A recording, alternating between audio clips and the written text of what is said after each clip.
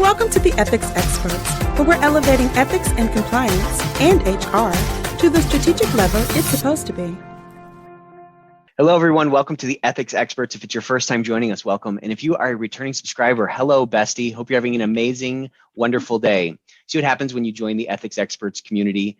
You get a bonus greeting on every single episode. So hit that subscribe button and join us as we change the world and make the world a better workplace. I am here with my good friend, Deb Barrett. Hey, Deb, what's happening? Hey, Nick, how are you? I'm great. I've been excited to get you on the show and pick your brain a lot. You're kind of at the cutting edge of ethics and compliance. You're in the tech industry for a large organization that's driving a lot of change in the marketplace. But I think what's really exciting is the kind of change that you're driving in your organization and the leadership you're really kind of a catalyst for. So let's just dive in. You know, a passion area for you that I think resonates deeply with me is diversity and inclusion. And I know you spend a lot of time on, outside of the organization and inside the organization trying to drive that forward. Talk to me. Let's first start by kind of talking a little bit about this, how people get DE and I wrong, and how that I is such a critical piece of this equation. Absolutely. I think diversity can become just a numbers game, and trying to make sure that you have the right mix of employees. But the reality is, even when you get diversity right, if you don't have inclusion, you're really not leveraging all of the benefits of diversity. And I think part of inclusion is safety. I think it's really, really important that you create a safe environment where employees feel like they can contribute their best work, they can make mistakes. You would think the tech industry would be all over that, because the only way to be the leader is to be willing to make mistakes over and over and over again until you have that one, big innovation. But the reality is, I do think it takes a deliberate effort to create a safe and inclusive environment for employees, especially those that are underrepresented. So this is something that I spend a lot of time on. It's a passion project. I have a very full daytime job, but I will always make time for mentees or people who have great ideas about, how we can drive progress in these areas. This is my first podcast. Normally, I would never agree to anything like this that would make me this nervous, but well, I'm honored. Yeah. I think this topic is just so important that I'll, put myself out there. So yeah, that's good. Step up on this soapbox and let's start singing the song here. So, what is it about? Like, at some point, this acronym wasn't around, and it was called something else by our parents or whatever. When did this start to really resonate with you as, the seed that grew into this, what you refer to as a passion project? Yeah. So the younger me was super focused on, title, compensation, like all the material things. And when I finally got into the role, I just assumed it would be like Nirvana, and I've arrived, but that's really not how it is. You can't assume that you're going to be part of the circle. Even with a title means nothing. A title and $6 will get you a Starbucks. But, you really have to work to be included and part of the mission and part of the strategy. And, I kind of feel like women in general, one of the areas that I think, is a strength that's overused is responsibility. I feel responsible for everything. So, I will work myself to death to make sure I'm meeting all my commitments. And, but the reality is, more responsibility doesn't necessarily mean that you're contributing, that you're part of the mission. And so I just started thinking about, how do I get in the circle? How do I contribute in a way that's meaningful for the company? Not just ethics and compliance where we're trying to, protect the company's reputation, protect the revenue, like how can we really make this a great place to work so that people to work here? And, it's the great race for talent right now. So, I mean, I'm glad I've been thinking about this for a while because I think it is really, really important. And the younger generation is asking all the right questions. What does your executive team look like? Tell us how many underrepresented you have in management. What are your environmental goals? I mean, this is unheard of until recently, and so, fortunately in tech, I mean, talent is the key. So some of the changes we've seen, on the ESG side is our CFO taking the helm as the executive sponsor for our ESG program. Now, part of that is that, reporting disclosures may be impacted by some of the things that the SEC is talking about with ESG reporting. But I think the other part is that he's getting a lot of questions from investors. So it's no longer like a nice to have or the right thing to do. It's like a business initiative. So I think that's really exciting. And obviously one component of ESG is diversity and inclusion, diversity, equity, and inclusion. And so I just see all of these intersects. But at the end of the day, I always come back to, if you don't have inclusion, you can't really leverage all these great things. So yeah, you said it's so much in there. There's so much to unpack. I want to circle back to something you said, where you said just because you have a bunch of responsibility doesn't mean you're actually kind of part of it all. And it feels like, hey, just because I'm carrying a bunch of weight doesn't mean I have like a seat at the table. Is that what your experience was? Is that? And tell me about when that light bulb came on and how there was that gap sort of between the title and the $7 you spent on the Starbucks. Well, as I mentioned, I mean, earlier in my career, I actually equated responsibility almost the same as title and, benefits. So I had a lot of responsibility and I looked around me, and I didn't have the same title as my male peers. And the first time I mentioned it to my supervisor, I think I was 30 at the time, I said, do I have to leave to move up? I mean, I'm like, that would just kill me because I love this company. I'm dedicated to, making it a success. And he literally looked at me like I had 10 heads. It was, our regional vice president. And he said, but you never complained. I thought you were happy. And I said, well, I am happy, but it's so obvious that, I have more responsibility than some of my peers that have bigger titles. And so I guess I just don't understand what I'm doing wrong. And, he said, well, in engineering, we only have a very, very low percentage of promos every cycle. And since you never said anything and you never complained, I thought you were happy. And at that minute, I mean, the light bulb went on. If you're going to sit there and wait to be discovered, you're going to be waiting a long time. So, I mean, that's something I talk to my mentees about all the time. I'm like, don't assume your supervisor knows that you care about these things. I mean, you have to be really deliberate, even though it's an uncomfortable discussion. And so that was one intersect. And then even at the next level, trying to get to the VP level, I would get feedback from the times I was put up for promo that was really soft, like she's too nice, I'm not sure she can influence decision making. And the reality is I was the lead for operationalizing the program. So how do you think we have a program? It's not my boss, Isn't that funny? Not funny, but bizarre. Yeah. So you have to be really careful if you have kind of I don't want to call it female, but I think this is something that's pretty common for women, or even people in operations. Like if everything's going well, you take pride in that, like the organization doesn't have to worry about your area, but that's not a great career strategy. I mean, you have to actually have people knowing what you're contributing in order to be recognized for it. That is true. And that's that kind of, you got to kind of ring your own bell or toot your own horn or whatever, really, which is hard for, really hard. But it's just, it's really like a fascinating thing for me, because there's a bunch of ways to persuade somebody.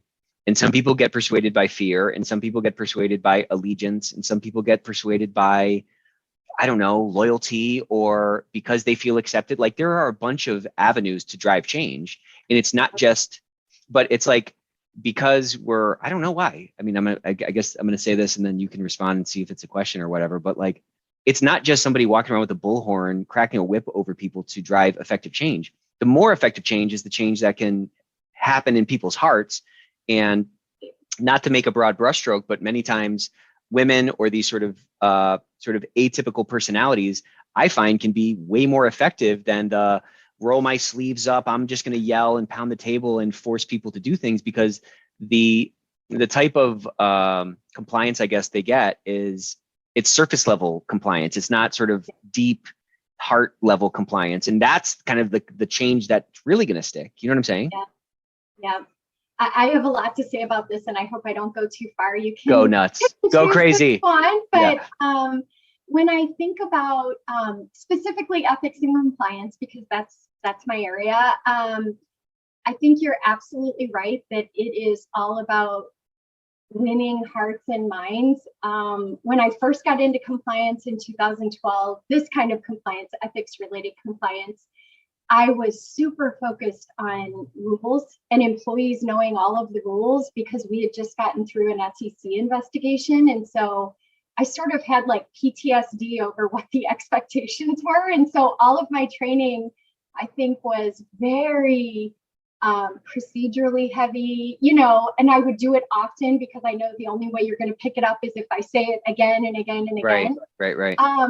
But I wasn't building relationships that way. It was thought of as more of a burden. And so once the company got off probation, I started thinking like, what is not going right here? Like, why do people still think that this is owned by the compliance organization? The business owns this, Right. And so now I think what we learned is that, number one, some of these areas of compliance are super technical, and employees only touch them once a year, once every 2 years. Right. So of course they're not going to be an expert. So instead of focusing on rules, we just use business cases. I mean, most companies are doing this now. This isn't anything new, but just for us, that was an awakening, because we could use a business case to explain to employees how these risks come to light, and so, right. Because it used to be I'd talk about all the rules and they'd say, well, I don't deal with the government, I'm not doing business development. And I'm like, but you're externally facing, you are in a procurement role, let's say. Right. I mean, so you have a lot of power and influence. And so I just need you to be aware of these things.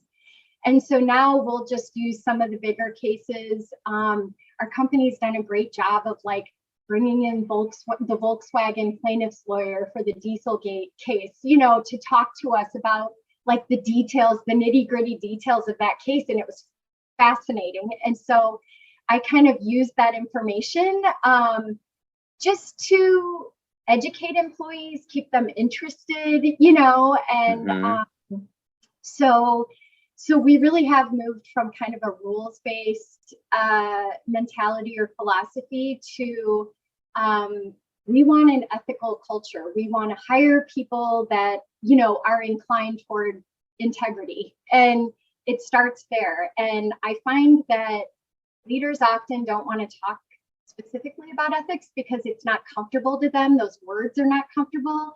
And so I hear things like, oh, it's in our DNA. And I'm like, I mean, the issue with that is in the last 2 years, everyone we've hired is remote. So they've never been in the office. They don't have the benefit of seeing their supervisor, how they behave, setting good examples. Everything's virtual, and a new employee may or may not be in a lot of meetings with their supervisor, so there's no hallway or water cooler, right. Catch up.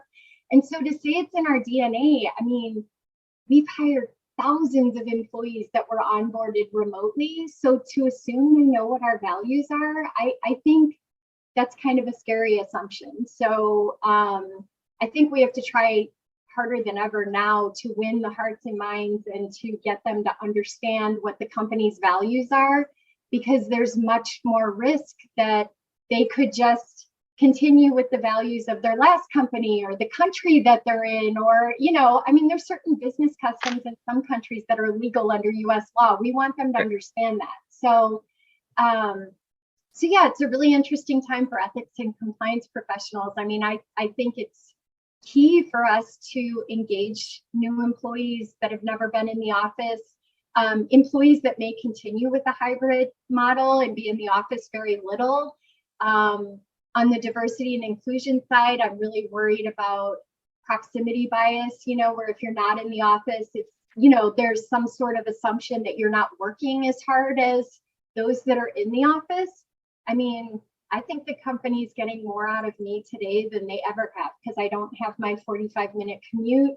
I work during both my commute times, plus I stay online at night because people are like, oh, you're at your computer. Why can't you be on a call with me with China or India? Right. Or, so it's a different day, but I just think that ethics and compliance has a huge role to play in making sure that the culture that you want, is allowed to flourish, given all of the changes in our business and the uncertainty.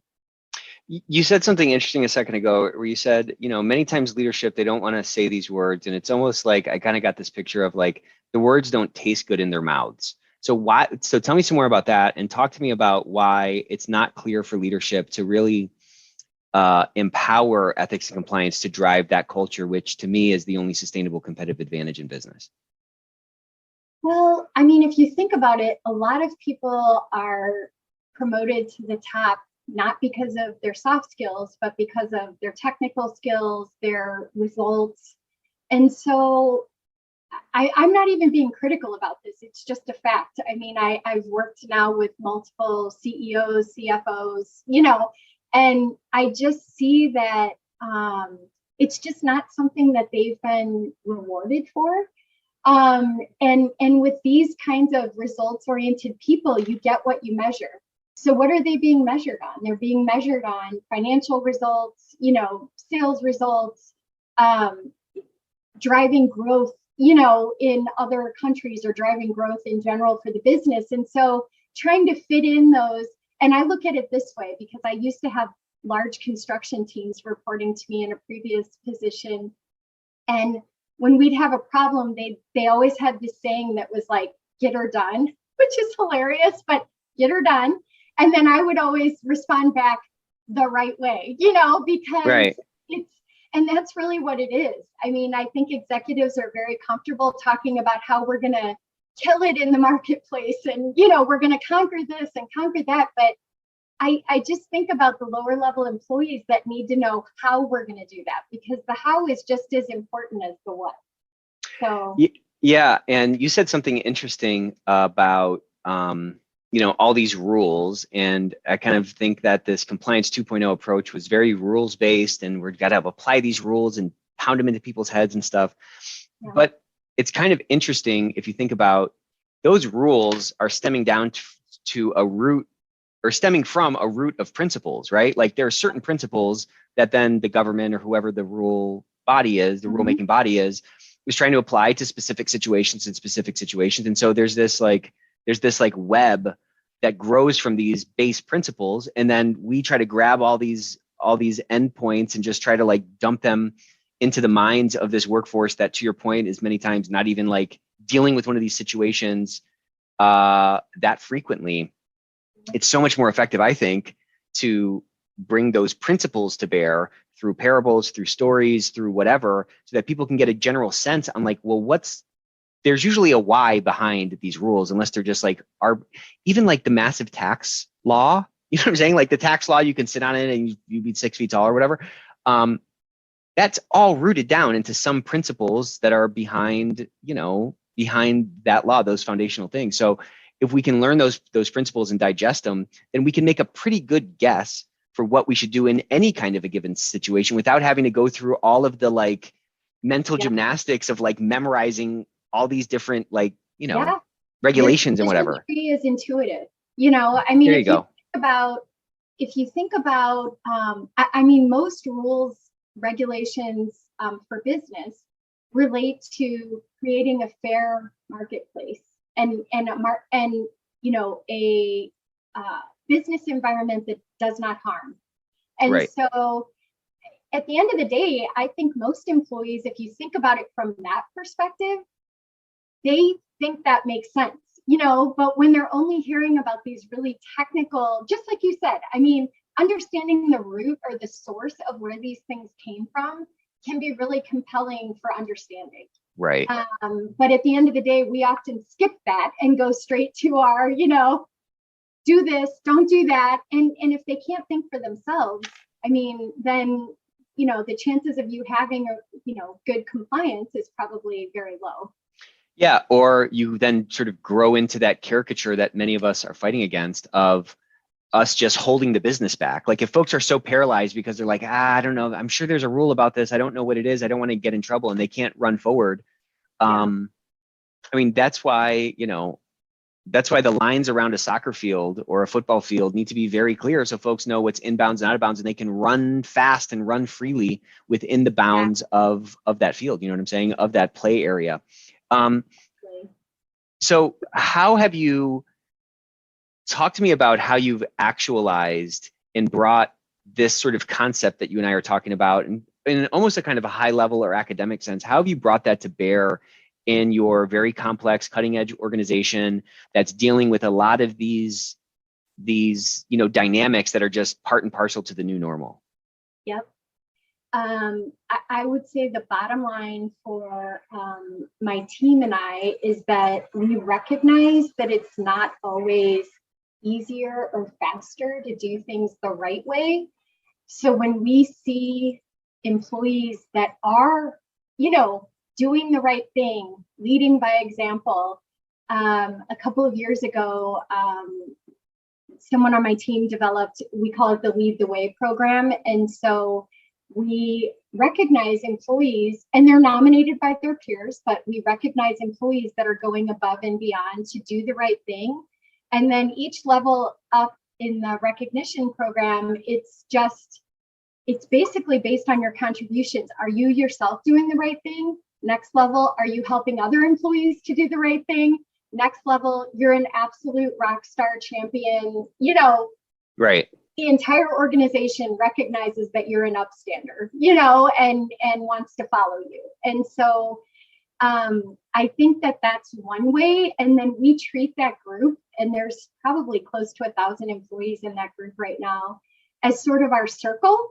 And when we want to get messages out, wow. We want to check in and see how things are going because we know we're having a really crazy quarter. We check in with that group. It's usually a Friday thing. We just sent them Valentine's cards today, which was, oh my gosh, we're getting the cutest notes back. But wow. You can probably tell most of my team is women, but because our programs are often a little skewed toward, what we like. And so, but like I said, we had to build our own circle because we're not in the circle. So interesting. These are folks that we definitely include in everything, try to celebrate their wins, give them recognition that others may not give them. We just decided recently that when we do award someone or bring them into the program, we're also going to submit third-party feedback for their performance reviews, because I think this is often performance that goes unnoticed. It's totally just taken for granted. Well, and it's the most important performance in many cases. Yes. Yes. But again, even if it's in your DNA, I mean, paying attention to all the details and being proactive to reach out if you don't understand if you have a risk or you don't have a risk. These are all things we're trying to encourage. And as that community grows, I mean, number one, my team is super happy because they're all very cooperative and they're helping us to drive the progress that we want. It's not just our small team of 15 that's trying to do this for a workforce of 45,000 that are in 38 countries. Now we have folks in every country that can help us with driving the message and the change that we want to see. So many of us fall into this trap, and you kind of alluded to it before, that we're just sort of myopically focused on the explicit authority. the authority that we think comes along when we get this title. And boy, if I just had this title, then everybody would respect me and my wishes would be done. There's actually, I believe, the implicit authority, the implicit relationships that we have. That's really where the game is played. And I'm sure, I mean, you've been in situations where nobody listens to this person with the title. They listen to this person who doesn't have a title, but they have all the power.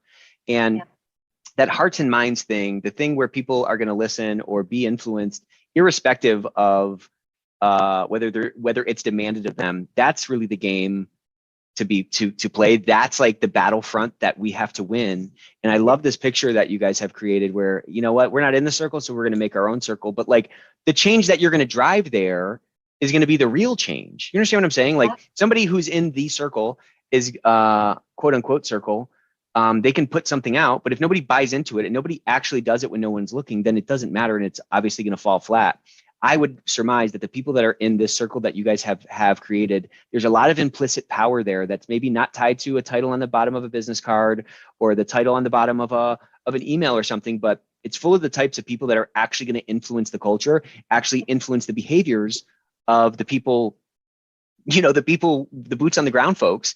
And right. That's really the game. How do you kick that off? Like, let's say you're coming into an organization and it's a 45,000 person organization, and they're really doing it in the old way. And there's all these operations across the world. What are some reasonable goals somebody could set to say, okay, I want to have a circle of 500 people in 2 years. Like, how do we get there? I think, again, I'm not very good at like sales or promotion. That's just not my strong suit. But the first thing I would do is hire someone that is. It's not an obvious position for compliance, but I am not someone that thinks about social media.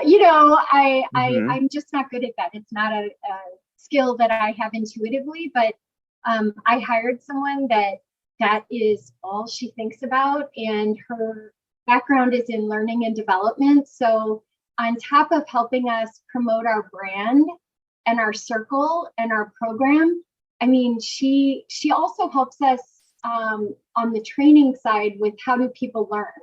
And awesome. Like I said, training at the beginning was super painful. And when I think back, I'm actually kind of embarrassed just by how procedurally heavy and boring it was.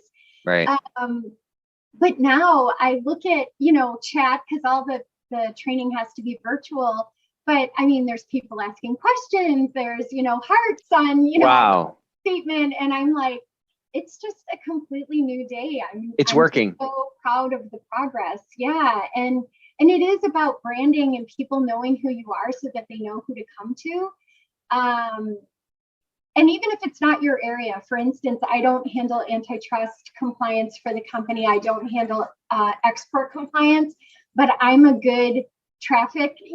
I will drive traffic to those teams that comes to us just because people know who we are, because we spent a lot of time on branding, promotion, recognition. And when you have a small team, it's hard to use your resources that way. But honestly, I think that's a fast way to drive change than to, just keep driving heavier procedures and systems and, requirements. Not that those things aren't important. And I think you have to have a defensible program, but, killing the business with that stuff is not the goal. So did that feel like a risk when you hired that person? So I'm sort of a gut instinct person when it comes to hiring talent. And I had been in meetings. She was actually supporting our finance organization with training and development. Also another group that's very procedurally heavy. Totally, yeah. Heavy.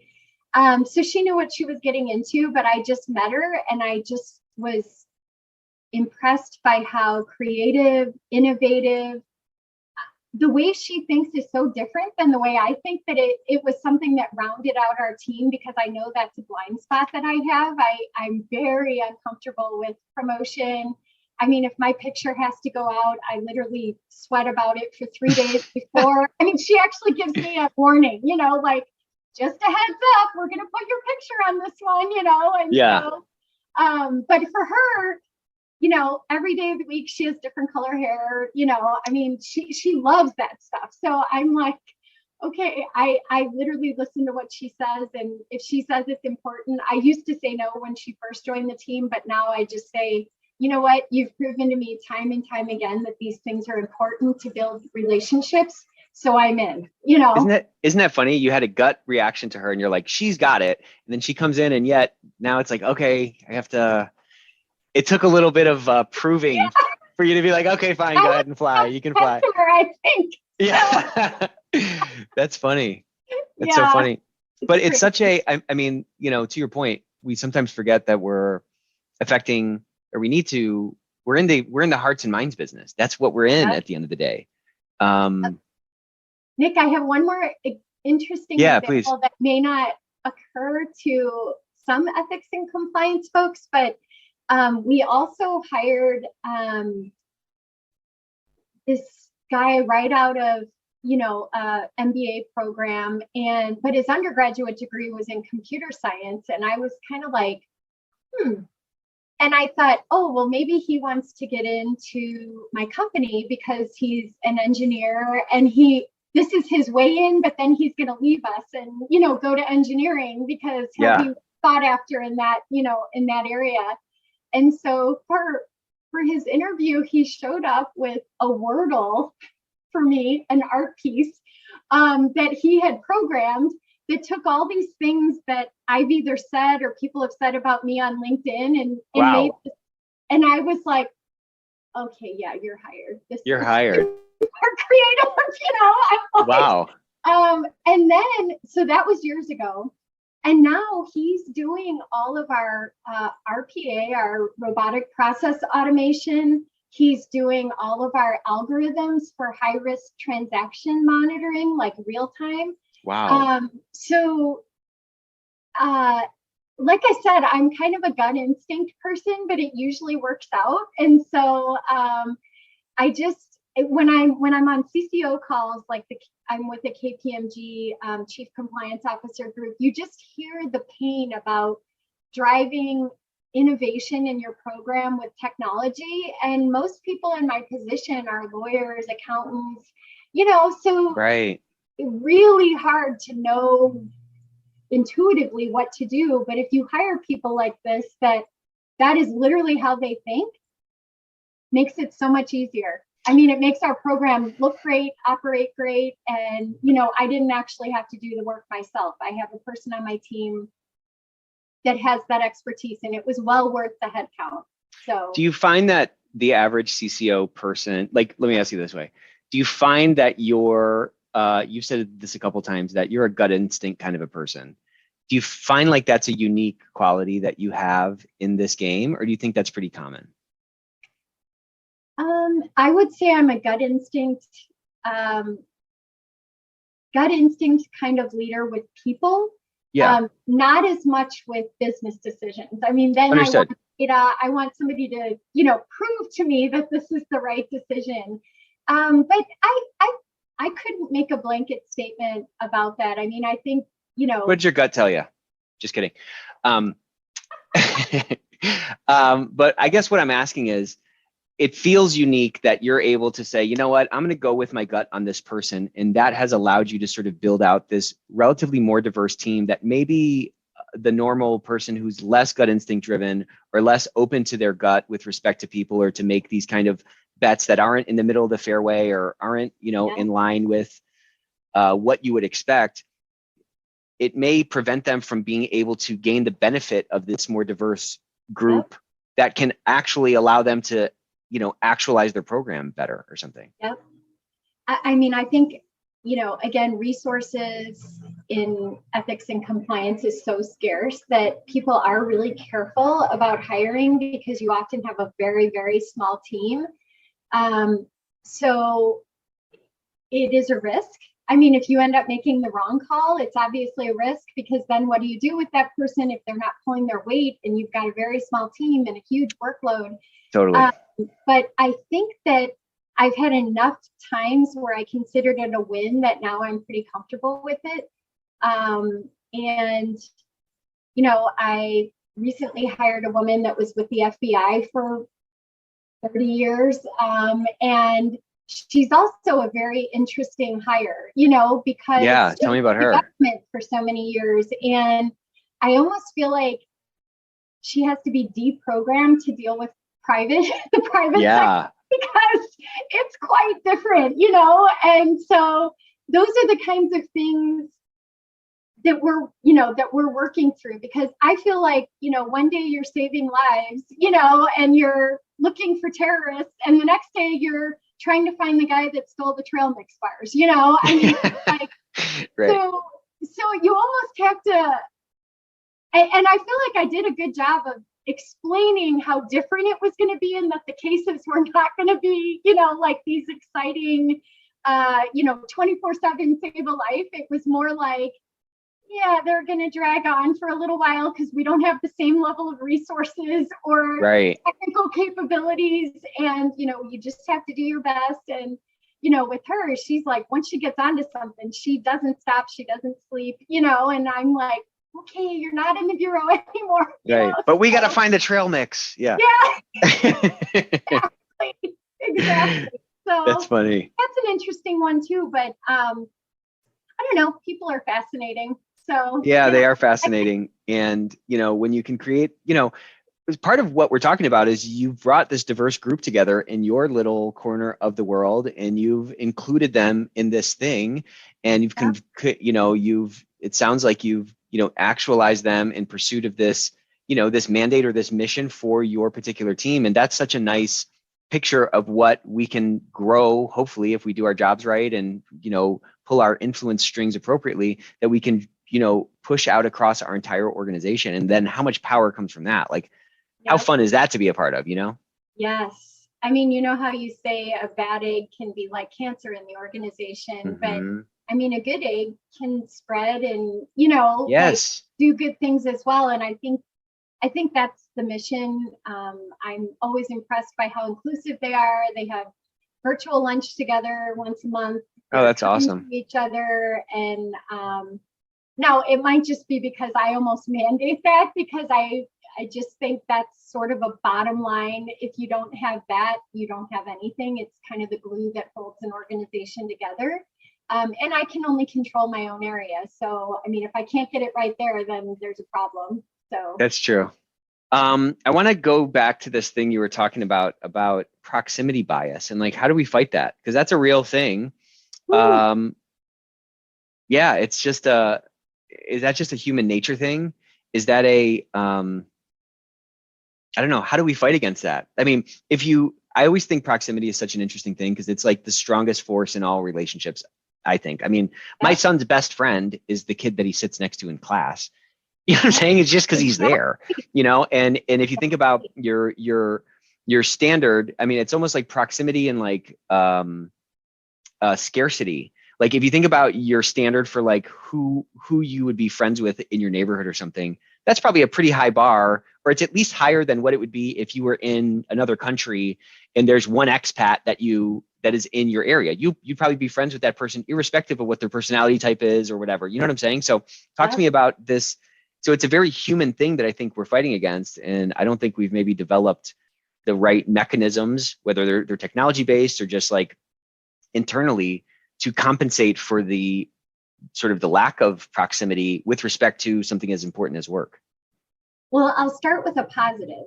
I think that it actually levels the playing field for our employees that are outside the US. Good point. Because they've always had this problem, you know? Yeah, great point. So I feel like it's a benefit for them. And I feel like it's actually given them more exposure than they would have had in the past.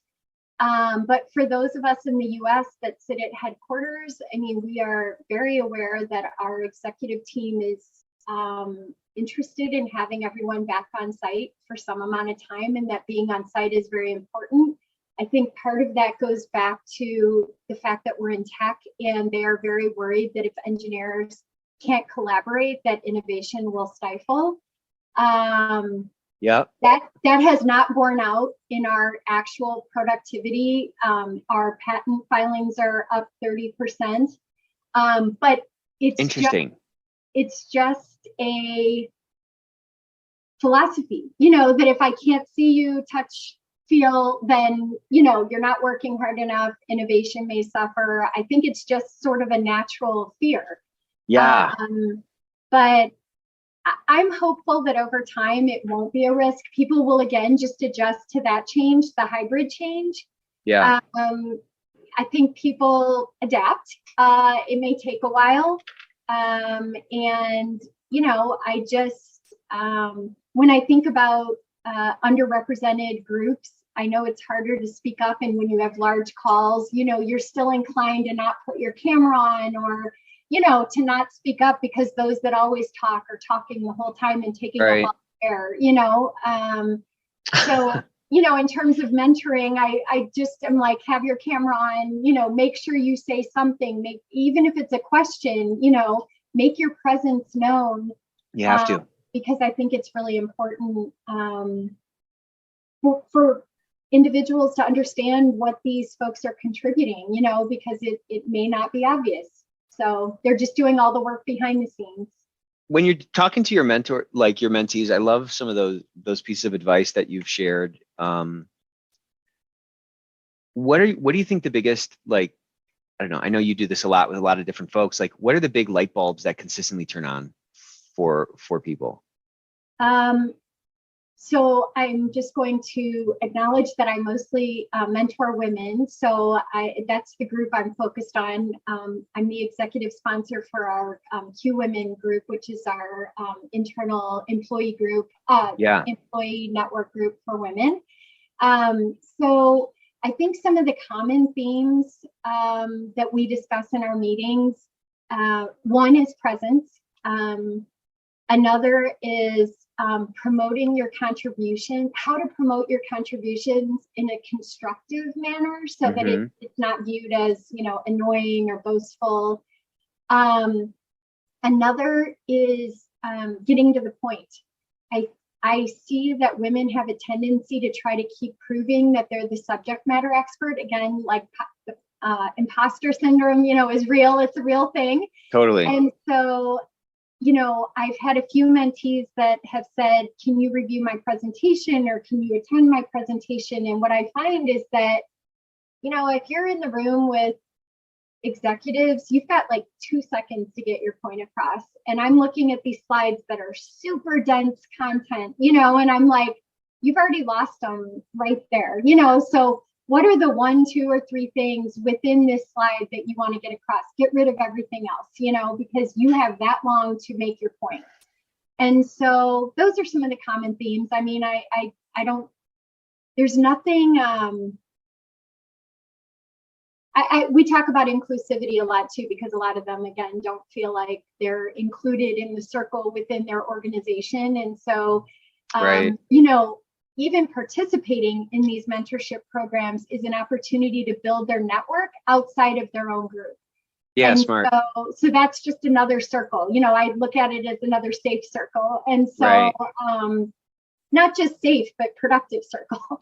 And so, yeah, it's interesting. And I mean, I had kind of by the end of last year, I got a little bit burned out because I tend to internalize all of the challenges that the ladies have. And it just really, you know, zapped my energy. I was not in a good place because I've been through all these things. So it's very personal. And, but I'm back in the saddle again. I mean, it's like, you know, the sign's back at my door, open for business, you know, let's chat. So, because again, I don't think anyone should have to make the same mistakes that I did. So let me share my lessons learned so that you don't have to go through the same thing. And maybe you can close the gap on how quickly you get to achieve your objectives, because I feel like I wasn't, you know, I didn't get there in the time frame that I had set for myself. So, was it, well, good on you for sharing that wisdom so people don't have to keep falling off the same bicycle. But when you got frustrated by it, was it just that, man, this stuff is still happening? Like what was at the root of that? I mean, obviously it's just, it's painful to even talk about, but I was in the same role for 10 years. That was not my goal. I was super frustrated. Yeah. And it wasn't until I got myself in the right frame of mind to say it may require that I leave, and go be successful somewhere else and achieve my goals somewhere else, that I got happy again. I got productive again. I mean, I went back to school. I wanted to be more challenged, honestly. I just felt, I've been doing the same thing forever. Clearly, my area is not, highly valued or something, because I can't seem to, break through this, glass ceiling, whatever you want to call it. And then when I finally reckoned with that, then the opportunity appeared. So it's Isn't that funny? This very strange, I'm like, boy, it's the paradox. Yeah, sooner. Totally. But it's so paradoxical, right? I mean, it's not until, it's kind of a cliche to hit rock bottom. I'm not even saying that. I'm just saying, like, until you get to the point where you're like, okay, I have to do something different. Yep, absolutely. I mean, I had to open my mind again. I had to be happy again. I had to have different challenges. I mean, one of the components of the program that I participated in was on ESG, and I love that area. So, I mean, being able to focus on that, for hours every evening was really interesting and gave me energy again. And I actually think just saved me from making a rash decision. What if that opportunity had come up, 2 weeks after I left or something? I would have been so disappointed, so.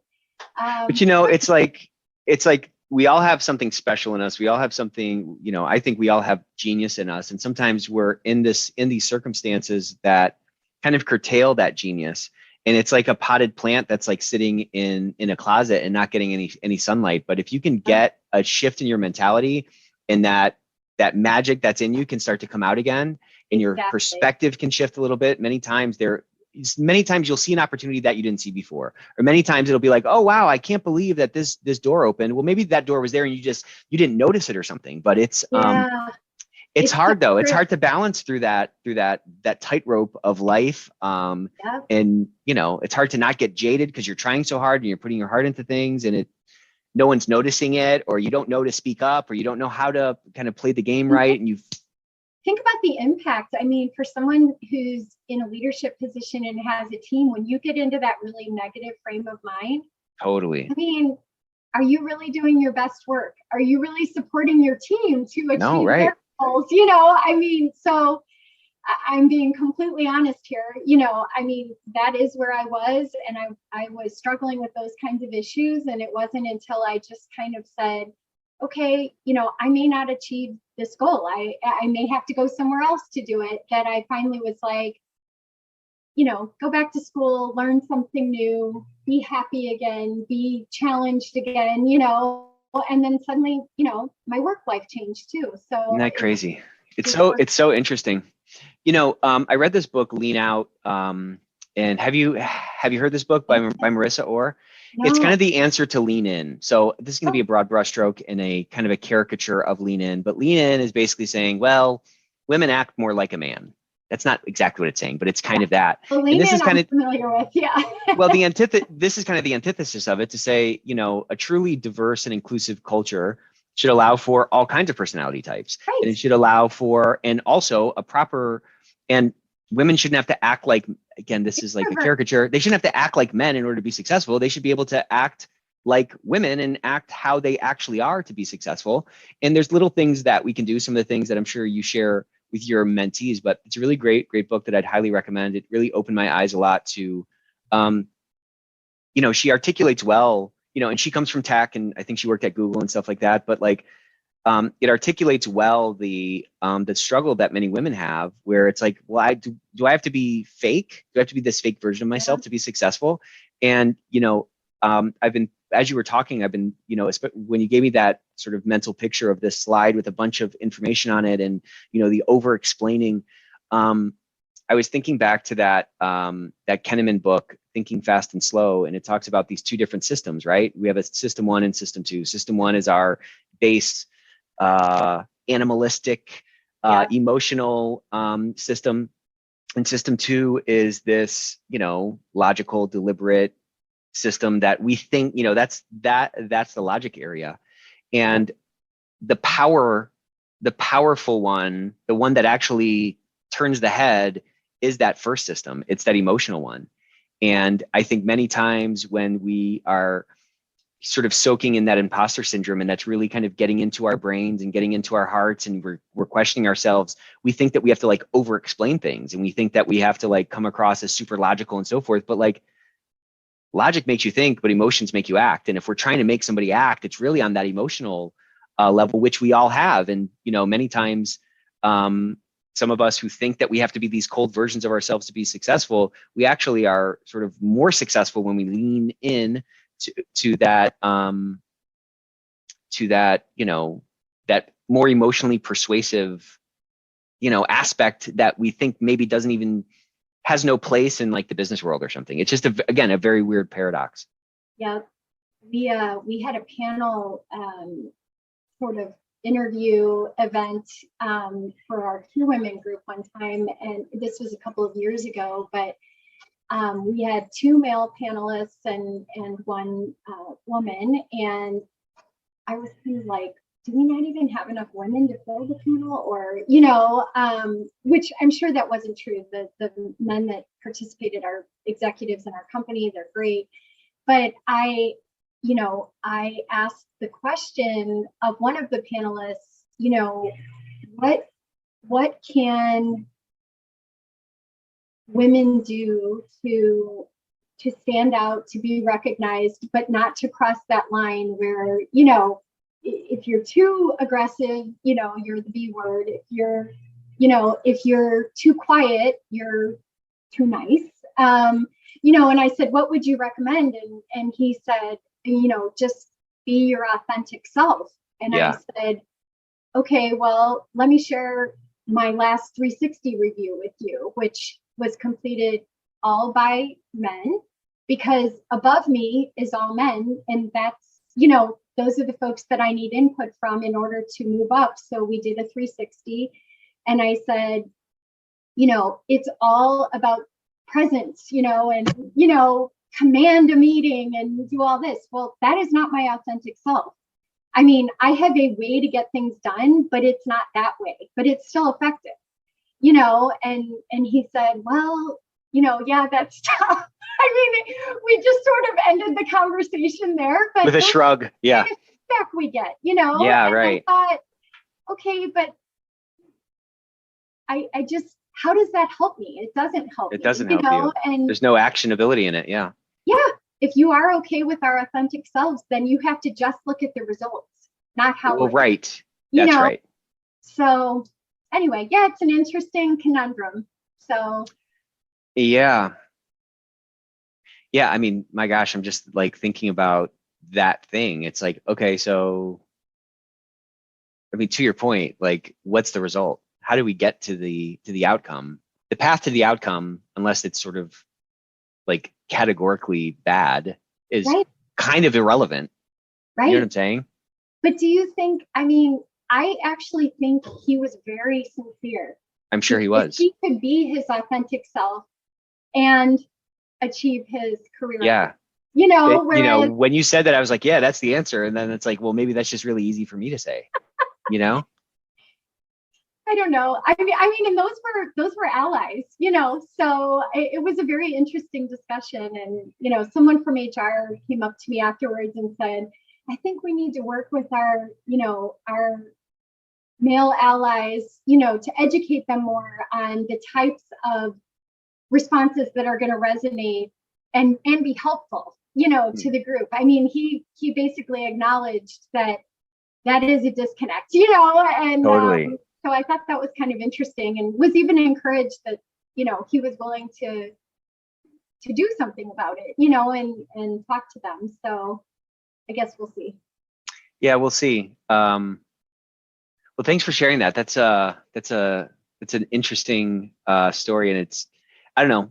I really love doing this show. Like I always like learn so much when I talk to somebody, and I get a glimpse into something, I feel like, oh yeah, I understand that. And I talk to somebody and then I'm like, oh wow, I don't really have I can't even imagine what that's like, So it's an eye opener for me, Yeah,